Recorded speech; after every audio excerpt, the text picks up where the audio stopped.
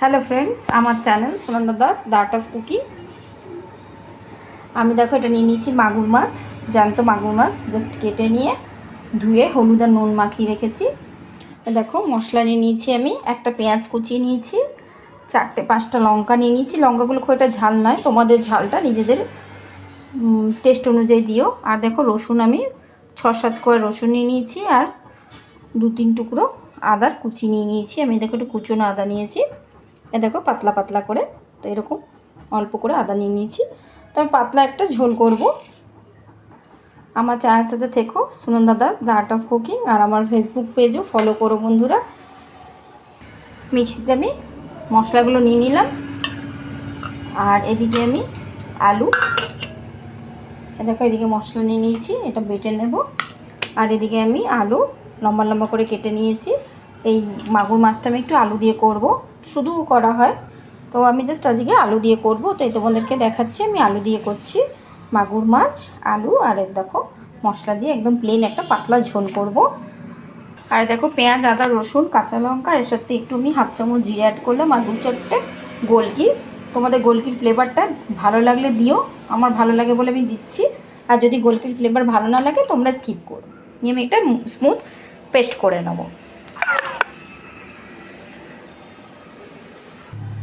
মশলাটা দেখো বেটে নিয়ে বাটিতে রেখে নিয়েছি। আর এই মাছ আর হলুদ নুন মাখিয়েছি, এর মধ্যে একটু কাঁচা সর্ষের তেল দেবো।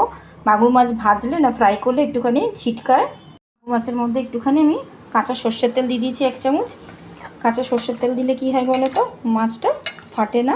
এটা জাস্ট কাঁচা তেলটা একটু মাখিয়ে নেব, মাখিয়ে নিয়ে এবার ভালো করে ভেজে নেব।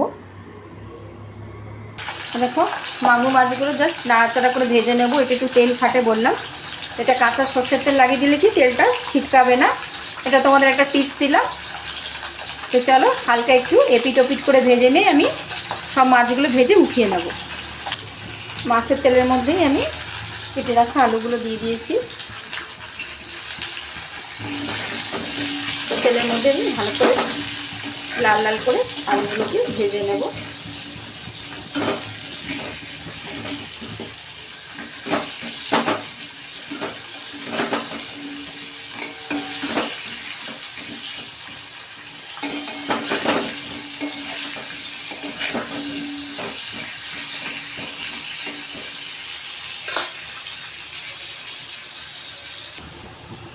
লাল করে দেখো আলুগুলো ভাজা হয়ে গেছে, এবার আমি উঠিয়ে নেব।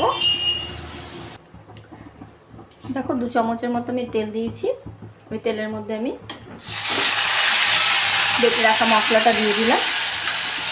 আদা, রসুন, পেঁয়াজ, কাঁচা লঙ্কা সব বেটে রেখেছি, ওটা দিয়ে দিয়েছি। এর সাথে অ্যাড করব হলুদ আর টেস্ট অনুযায়ী নুন। 1 চামচ হলুদ আর টেস্ট অনুযায়ী নুন অ্যাড করলাম। এবার এই মশলাটা ভালো করে কষিয়ে নেব, ভালো করে ভেজে কষিয়ে নেব। ভালো করে কষালে কিন্তু যে কোনো রেসিপির কিন্তু ভালো টেস্ট হয়। মশলাটা কষানোটাই কিন্তু মেন। দেখবে তেল বেরিয়ে আসবে আর মশলাটা খুব সুন্দর একটা ফ্লেভারও আসবে, তো বুঝে যাবে যে মশলাটা কষে গেছে। তাই দেখো এটা ভালো করে আমি 10 মিনিট নাড়িয়ে চাড়িয়ে ভালো করে কষিয়ে নেব।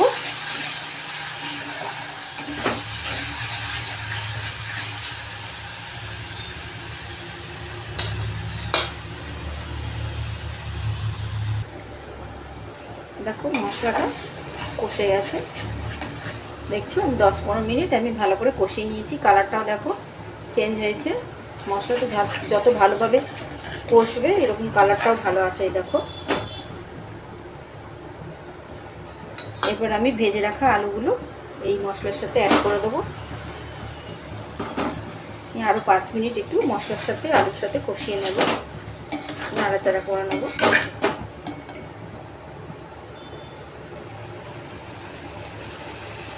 এই মাগুর মাছের ঝোলটা কিন্তু খুব দারুণ লাগে বন্ধুরা।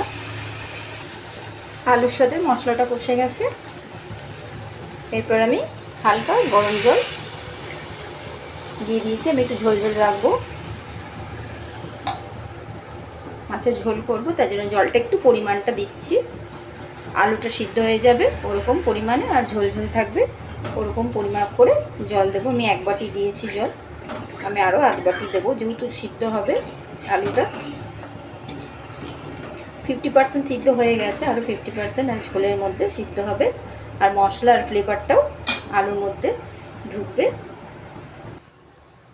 দেখো আমি 1.5 বাটির মতো, ছোটো বাটি 1.5 বাটির মতো জল দিয়েছি। আলুটা সিদ্ধ হবে অথচ ঝোল ঝোল থাকবে। আর আলুটা সিদ্ধ হয়ে গেলে আমি মাছগুলো একটু দিয়ে 2 মিনিট ফুটিয়ে নেব, তাহলেই আমার রেডি হয়ে যাবে মাগুর মাছের পাতলা ঝোল। আমার channel Sandhya Das art of cooking. চলো এটা ঢেকে রেখে দিই, তাতে তাড়াতাড়ি আলুটা সিদ্ধ হয়ে যাবে। আলুগুলো সিদ্ধ হয়ে গেছে, আমি 15 মিনিটের মতো ঢাকা দিয়ে রেখেছিলাম আলুটা সিদ্ধ হওয়া পর্যন্ত। আর ওপর থেকে একটু গরম মশলা ফ্লেভারের জন্য দিয়ে দেবো, একটু গরম মশলার গুঁড়ো আমি অ্যাড করলাম জাস্ট ফ্লেভারের জন্য। এরপর আমি ভেজে রাখা মাছগুলো দিয়ে দেবো।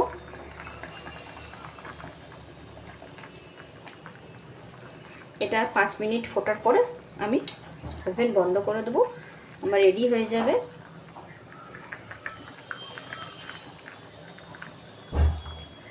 ঝোল। আমার channel Sandhya Das art of cooking. এটা আমি 5 মিনিট ফুটাবো যাতে মাছের মধ্যে মশলার ফ্লেভারটা যায়, নুনটা ঢোকে, খেতেও ভালো টেস্ট হয়। তারপর আমি তোমাদেরকে সার্ভ করে দেখাবো বন্ধুরা। আর যদি তোমাদের কাছে ফ্রেশ ধনেপাতা থাকে ওপর থেকে একটু ধনেপাতা না আবার আগে দিয়ে দেবে। আমার রেডি হয়ে গেছে মাগুর মাছ আলু দিয়ে পাতলা ঝোল।